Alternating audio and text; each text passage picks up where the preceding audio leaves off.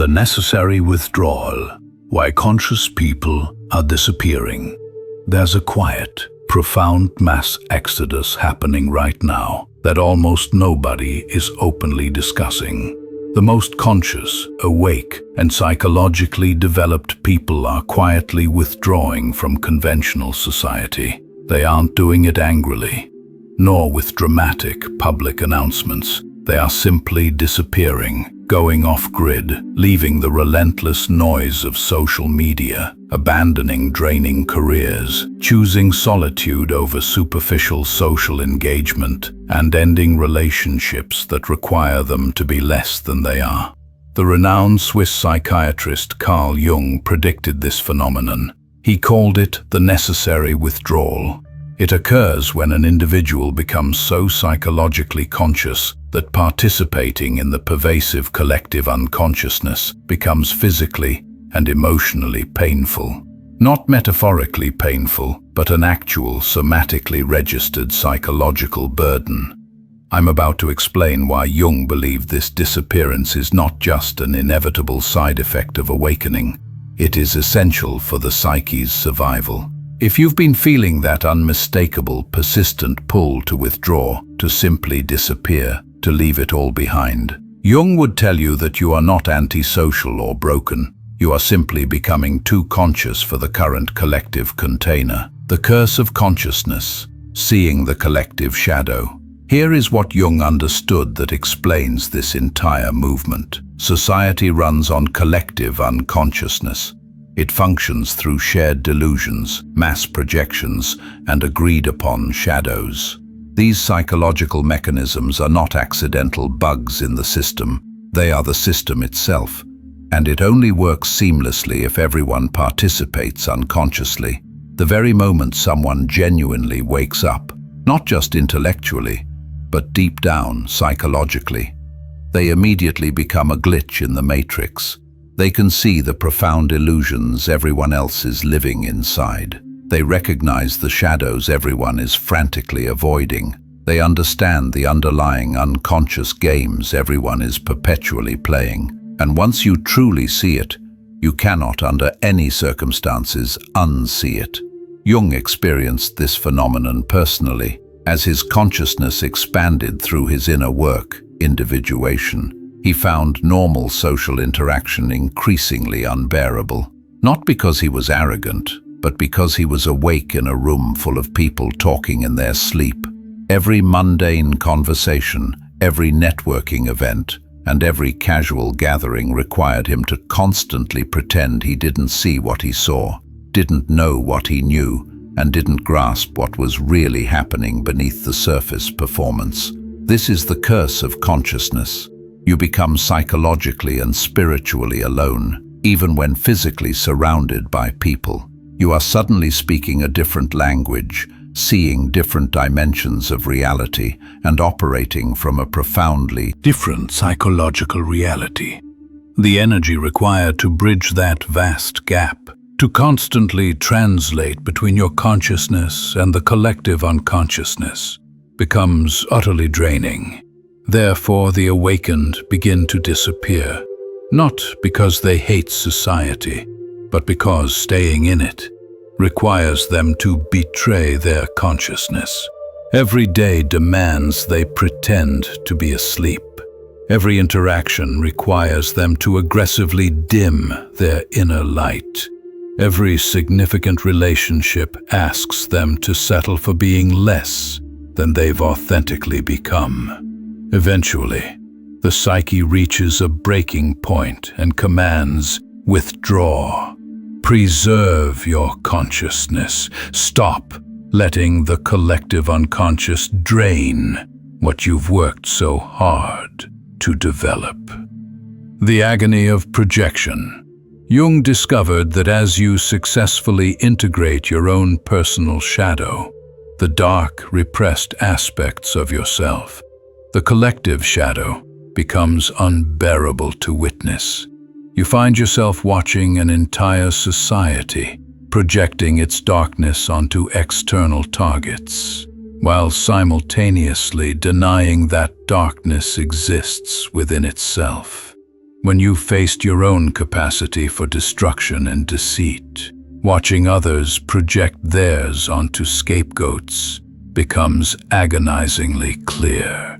When you've integrated your own internal darkness, seeing society's mass shadow projections.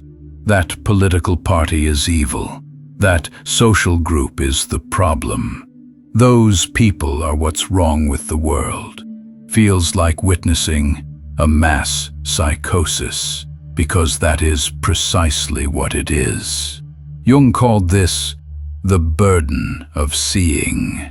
The awakened person sees that most social conflicts, political divisions, culture wars, social media outrage, are simply collective shadow material, desperately seeking external targets.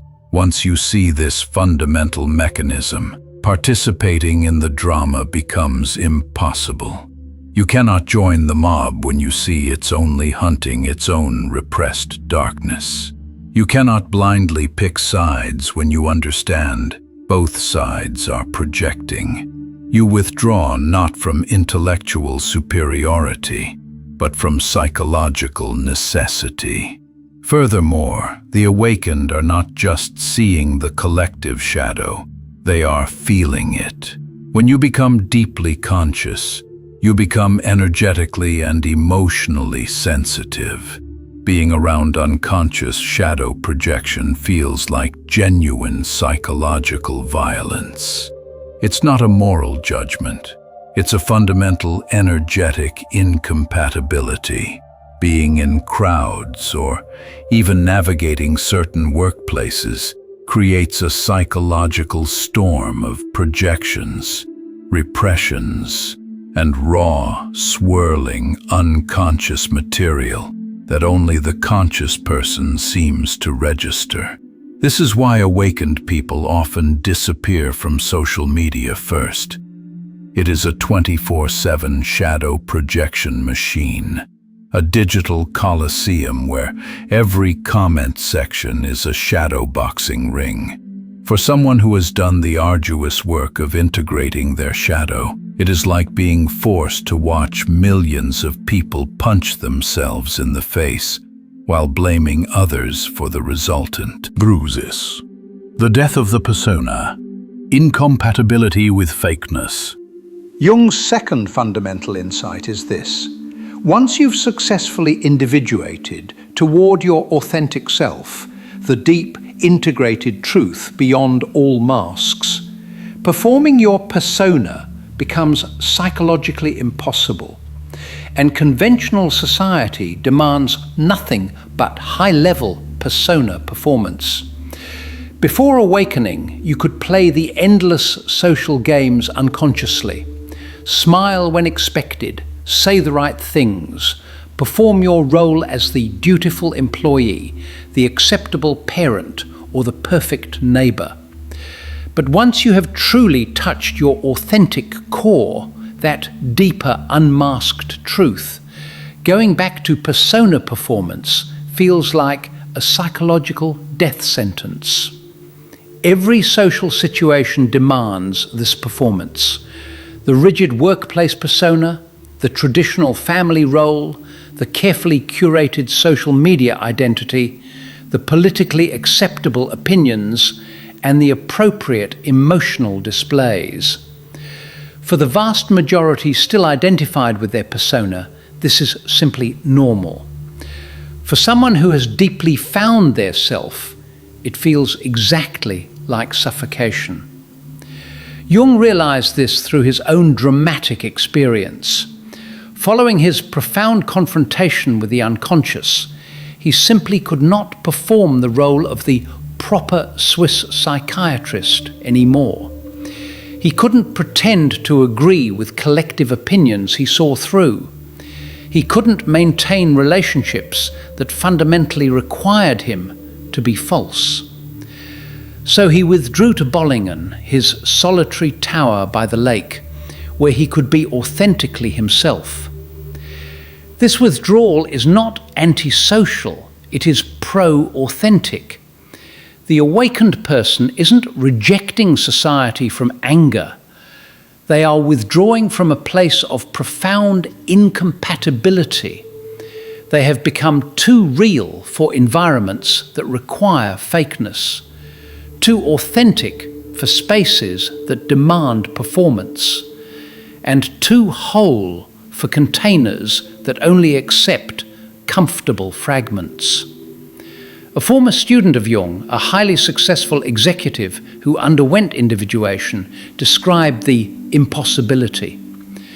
I sit in board meetings and everyone is performing their executive roles, saying what executives should say, thinking what executives should think. My authentic self has no voice in that room. Only my persona did, and it is thankfully dead. She didn't quit with fanfare. She quietly disappeared, moving to a simpler existence where she could be real rather than just successful. This was not a failure. It was the ultimate success of finding herself. The psychological labor, the cost of sustained consciousness. Jung understood the energy dynamics involved. Maintaining consciousness in an unconscious environment requires tremendous, finite psychological energy. Awakened people are rapidly realizing that this drain is simply not sustainable. Think about the invisible psychological labor the conscious person must perform in normal society. Constantly filter out unconscious projections, maintain rigid boundaries against psychic energy vampires, translate complex depth into superficial surface terms, hold their high frequency while surrounded by emotional static, process not just their own material, but the unconscious anxiety everyone else is leaking. Jung called this constant drain psychological labor. It is the invisible, exhausting work conscious people do just to exist in unconscious spaces. Every interaction requires them to actively not react to projections, not absorb others' material, not get pulled into collective dramas, and not betray their deep truth to maintain shallow harmony. For unconscious people, this is effortless. They are simply flowing with the collective current. For conscious people, it is like swimming upstream in a psychic tsunami of unconsciousness. Eventually, the body and mind demand, "You must get out of the water or drown." Jung observed that his most conscious patients would often develop chronic fatigue, persistent depression, or mysterious somatic illnesses, not from a personal pathology, but from the sheer energetic exhaustion of maintaining consciousness against the constant grinding pressure of collective unconsciousness. The cure was often not therapy, but a strategic withdrawal from the environments actively draining them. This is why the awakened often disappear to nature, to radical solitude, or to small, intentional, conscious communities. They do this not to escape responsibility, but to preserve the consciousness they have worked so hard to develop. They realize that consciousness is precious and finite, and spending it on unconscious interactions is like pouring rare water into dry sand. The hermit phase and the return to the edges. Jung identified this withdrawal as an archetypal necessity, the hermit phase that every deeply individuating person must enter. The psyche requires solitude to integrate the vast transformative material that society would only fragment or repress. The hermit archetype is not about misanthropy or social awkwardness. It is about psychological preservation. When you are fundamentally transforming at the deepest level, you need distance from influences that would pull you back to old, comfortable patterns. You need profound silence to hear your fragile inner voice. You need solitude to integrate the self without external interference or persona demands. The hermit phase looks like a disappearance, but it is actually a deepening. The awakened person isn't running away. They are going deeper than society allows. They are doing the essential silent work that can only be done in solitude, developing the consciousness that might eventually help the collective, but only after it is fully formed and uncompromised. The return with gifts. Jung's final insight offers hope. The disappeared do not stay gone forever. When they eventually return, they return fundamentally changed. They do not return to participate in unconsciousness, but to offer consciousness to those who are genuinely ready to receive it. The awakened, following the pattern of the hero's journey, return with profound gifts. But their return is rarely to the mainstream. It is to the margins, the edges, the conscious pockets, spaces where consciousness can exist without demanding self-betrayal. They become what Jung called border dwellers, present in the world but not absorbed by its unconscious dramas. They might return as artists, creating from authentic depth, as healers working with individuals undergoing awakening, as teachers sharing maps for other disappearing souls, or as writers offering truth that bypasses the mainstream noise. They return to create parallel structures and building the architectures that will support the collective when it is finally ready for the next wave of awakening. This is evolution in action. If you are feeling the pull to disappear, Jung wants you to know this is not spiritual bypassing or escapism. It is an archetypal necessity. Your consciousness has developed to a point where participating in the collective unconsciousness is no longer possible without a profound betrayal of your authentic self. You are not abandoning society. You are following the hermit's path. Let yourself disappear, not forever, but for now. Find your own inner Bollingen. Stop expending your consciousness on unconscious interactions. Stop performing for audiences that cannot truly see you. Stop translating your depth into superficial terms. Your disappearance is not selfish. It is necessary. The collective needs people who have fully individuated, more than it needs people who partially, fearfully participate. You are not leaving the collective. You are pioneering where it will eventually need to go. Disappear consciously. Withdraw with purpose. Transform. And when you will return with gifts that could only be developed in the profound, necessary solitude.